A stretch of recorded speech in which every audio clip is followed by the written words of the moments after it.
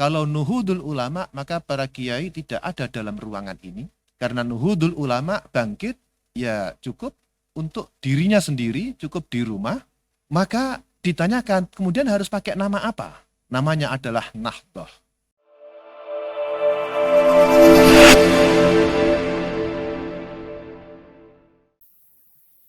NU hadir berangkat dari kesadaran terhadap realitas, terhadap tantangan realitas, keprihatinan terhadap realitas pada saat itu. Jadi NU hadir bukan berangkat dari ruang kosong, tapi berangkat dari kesadaran bahwa ada tanggung jawab keagamaan melalui ulama untuk menemukan solusi-solusi yang kreatif dan produktif bagi zamannya. Maka tidak sekedar kesadaran ini berangkat dari orang per orang kesadaran personal, tapi akhirnya kesadaran untuk pihak lain. Bagaimana menghadirkan kemaslahatan bagi yang lain. Dari namanya itulah maka tidak sekedar nama kebangkitan dalam pengertian nuhud, nuhudul ulama, dalam kesejarahannya, dalam rapat sudah hampir saja diketok dengan nama nuhudul ulama.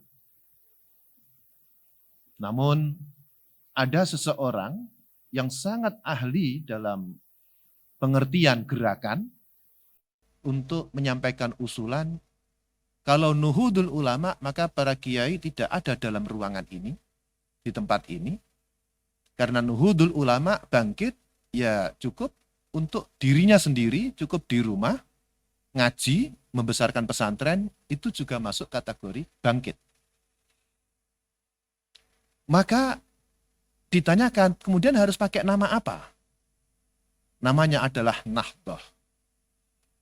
Nahdlatul Ulama ini bangkit dan bergerak. Dan bergeraknya tidak sendiri-sendiri, tapi bergerak bersama. Maka ada harokahnya. Harokah tidak bisa sendirian, tapi harokah itu harus bersama yang lain. Maka disepakatilah nama ini, nama organisasi itu menjadi nama Nahdlatul Ulama. Pengusul adalah Sayyid Alwi bin Abdul Aziz. Yang demi mempertahankan atau memegang prinsip dirinya harus rela untuk dicoret dari keluarga besarnya, bahkan untuk dimakamkan saja tidak diberi hak untuk dimakamkan di keluarga besar. Maka tidak salah atau tidaklah berlebihan kalau makam beliau itu ditemukan belakangan di sebuah perkampungan, tidak di makam komplek makam Sunan Ampel, karena ini sebenarnya adalah masih keluarga Ngampel, tapi di luar. Konsekuensi logis yang harus diterima dari kekekehan, kekukuhan beliau itu dalam memegang prinsip gerakan, prinsip originalitas. Beliau tidak mau mendapatkan atau menggali sebuah jawaban dari pertanyaan dari sumber-sumber secondary. Harus dari sumber utama.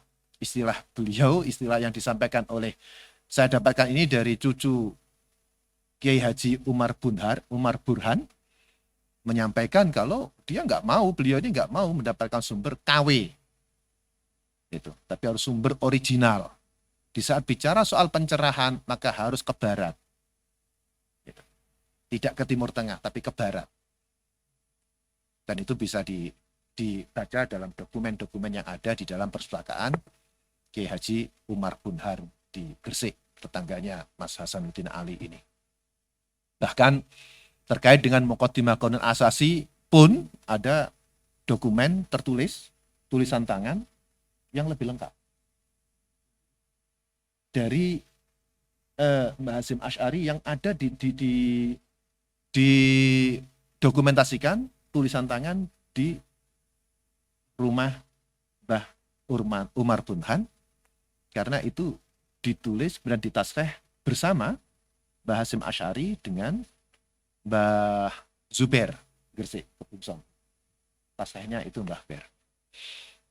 Nah, karena ini lembaga ini adalah lembaga kajian, maka sangat-sangat patutlah untuk mengkaji hal-hal dokumen-dokumen itu, agar jangan sampai kita mudah sekali dibelokkan oleh pihak-pihak tertentu yang sangat tidak rela kalau NU ini terkonsolidasi secara utuh, secara masif. Banyak upaya-upaya untuk melakukan itu agar NU tidak terkonsolidir. Bapak-bapak, ibu-ibu sekalian yang saya hormati,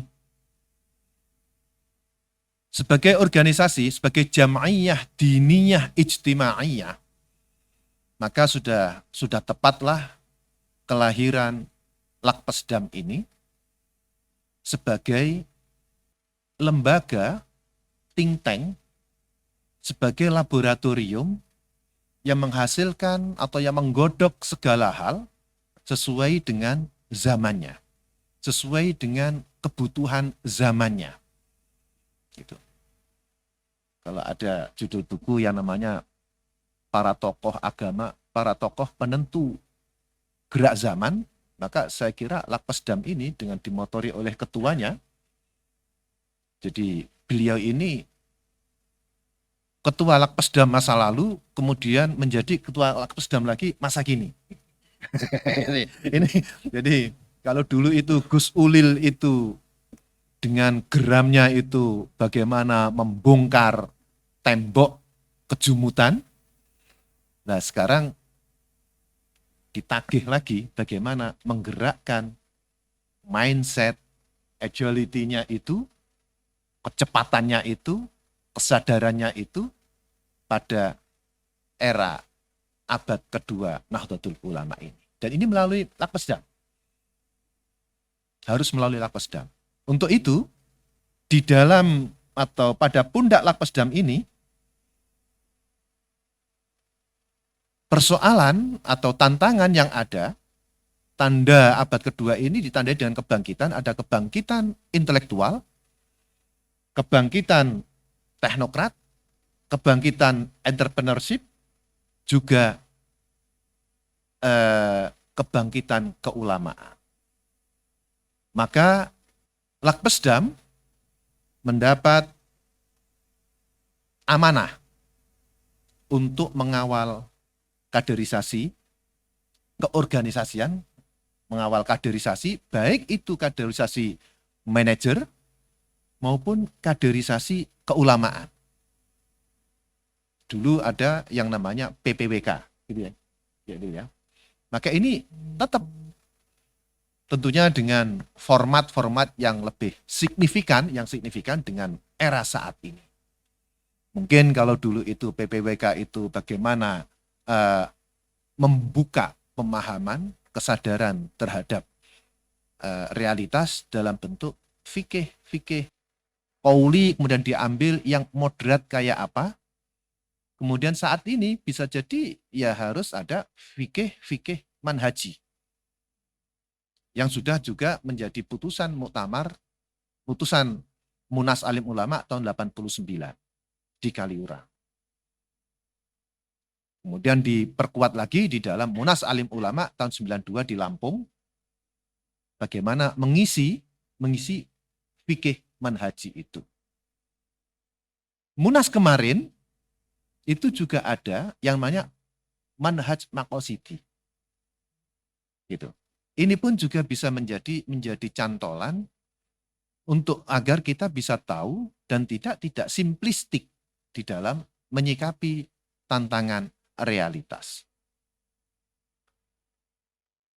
Para bapak, para ibu, saudara-saudara sekalian, sebagai sebuah lembaga yang core activity-nya adalah kajian dan pengembangan SDM, tentunya ini dibutuhkan kecerdasan yang ultim di dalam membaca tanda.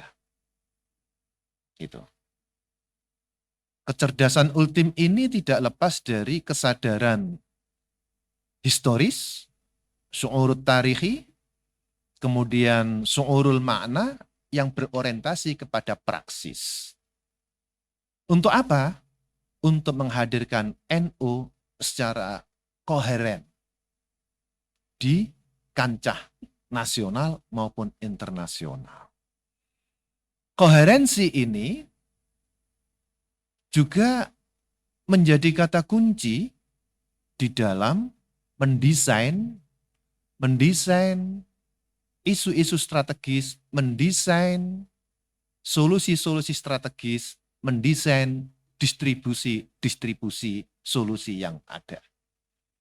Meskipun demikian, Lakpesdam tetap menjadi lembaga yang menjalankan regulasi Nahdlatul Ulama.